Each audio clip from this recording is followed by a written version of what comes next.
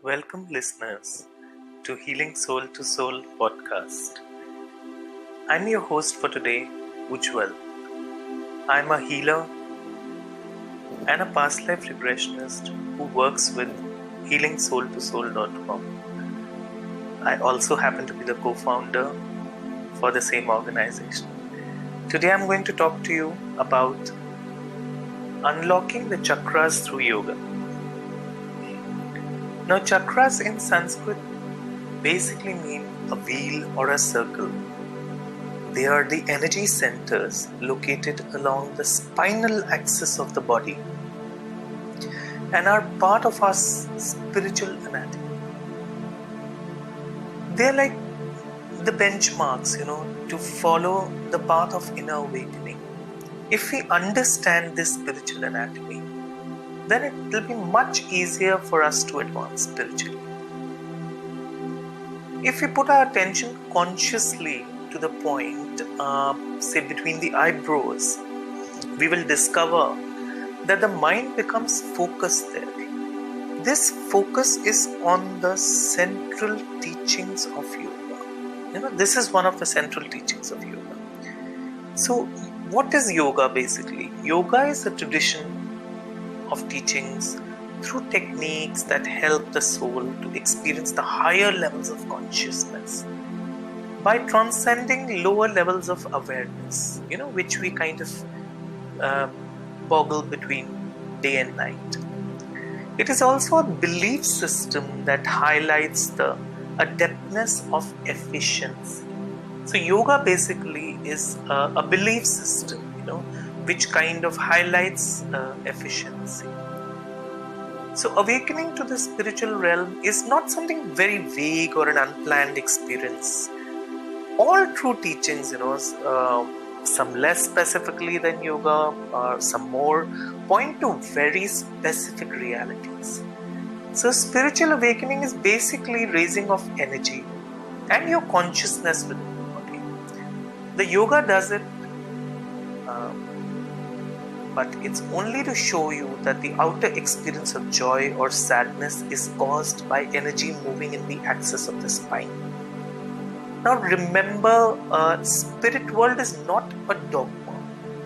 One who tries it experiences it firsthand. So it's not something that you have to believe because I'm saying it. It's very essential that you experience it yourself. While uplifting this energy through the central axis of your spine, we encounter various doorways. Now, what are these doorways? They're majorly, there are many chakras in our bodies, but these main doorways are these 7 chakras.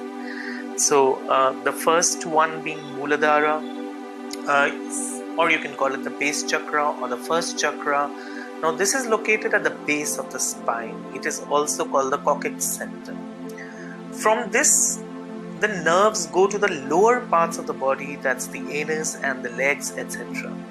So this becomes your base, in terms of your root chakra is also what you can call it. The next one, or the second chakra, is the sacral or Swadhisthana. This is 1.5 inches above the first chakra. And it's also called the sacral center. Now the nerves from this operates to the reproductive system. The next chakra, if you go a little above it, is the third chakra, or you can call it the lumbar chakra or Manipura. Now this is opposite to the navel. And all the nerves from here operate towards the digestive system and all the internal organs and the glands in the abdominal cavity, say the spleen, liver, kidneys, adrenals, etc. So, which takes us to the fourth chakra, or the dorsal or the Anahata chakra, which is at the region of the heart. In the spine is this chakra from which nerves radiate out to the heart, to the lungs and the chest, and into the arms and hands. The fifth chakra, or the cervical or Vishuddha chakra, is opposite to the throat in the spine. From this the nerves radiate to the throat, neck, and all your vocal cords, which brings us to the sixth chakra. Now, this is located in the medulla oblongata, or the base of the brain at the point between the eyebrows.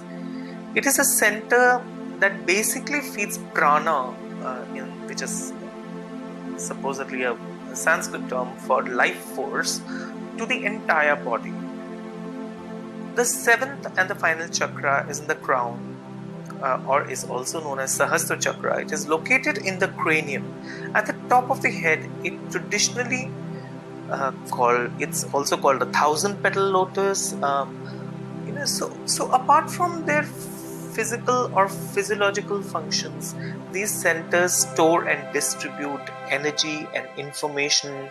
They store your mental tendencies, your habits, your desires, as well as these are also called as vortices or vritti. When we read about the yoga vritti, you would figure out when you read the yoga system that this is called vritti, or the vortices, or the desire, or the tendency, or the habit centers.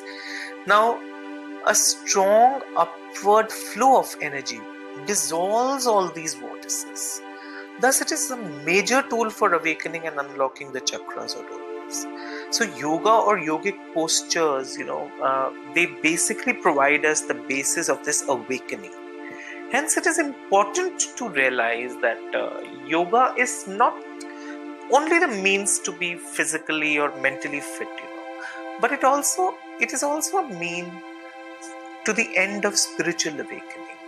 And this has been reiterated again and again if we go through Bharata's aesthetic theory, or if we go to the yoga theories, from the ancient texts. But we kind of only focus on the physical aspects of yoga. So it is very essential that I thought my listeners should be aware that how you can utilize yoga to unlock your chakras and eventually reach the means to the end of your spiritual awakening. Now, I would like to talk a bit about myself, that I have written about 6 books. I'm a life coach. I'm also a past life regression therapist and a retreat leader. I believe in empowering people to awaken to their true potential, and I also believe that you can be joyful and live a wholesome life free of regrets. If you want to read more about us, you can go to healingsoultoschool.com, or you could go to Amazon and search for UJJWALARORA books by me. You would find various books written by me on say healing affirmations, or various essays on healing and on regression therapies, which I suppose would help you somewhere or the other. Just to put in a little bit of my credentials, I am a certified hypnotist for spiritual awakening and healers, for life between life therapy, for future life progression. I've done my advanced past life regression from Past Life Awakening Institute. I also have a past life diploma and certifications from the Q Training Academy. Now this is accredited by the Complementary Therapist Accreditation Association, certified and trained also in angelic healing. I have been practicing Kriya Yoga, Kundalini Yoga and Arahatic Yoga for almost about 20 years in my life, which I would still say is just the tip of the iceberg. I also have a certification in advanced healing from All India Yogic Pran Vidya Pranic Healing Foundation Trust, which is affiliated to the World Pranic Healing Foundation Incorporation from Manila. So you're free to get in touch with me through my book channels or through my website, and hope to see you again in my next episode, where we would talk about something totally fresh. I hope this really helps you in some way or the other. because that is exactly what my intent is. Thank you so much. Namaste.